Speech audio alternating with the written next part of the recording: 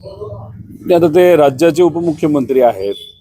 आम्ही मांडलेला एखादा मुद्दा कदाचित त्यांना तो महत्त्वाचा वाटत नसावा, त्यांनी तिथं स्टेटमेंट दिलं असावं. पण आम्हाला जे कळतंय आणि न्यायव्यवस्थेवर आमच्या सगळ्यांचा विश्वास आहे, त्यामुळे न्यायव्यवस्था आम्हाला नक्कीच न्याय देईल.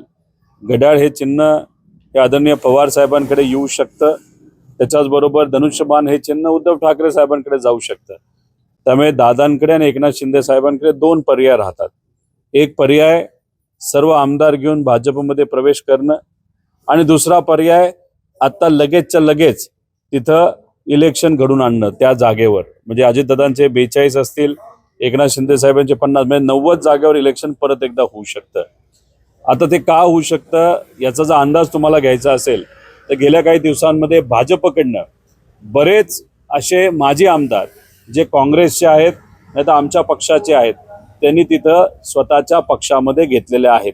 आता थोपटे साहेबांना तिथं त्यांनी घेतलेलं आहे भाजपने. तिथं कोण आमदार आहे तर दादांच्या पक्षाचा तिथं आमदार आहे.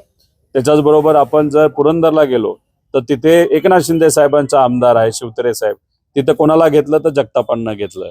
तर याच्यावरूनच तुम्ही समजून की भाजपली कुठेतरी स्पीड हे वाढवलेलं आहे. एबीपी माझा, उघडा डोळे बघा नीट.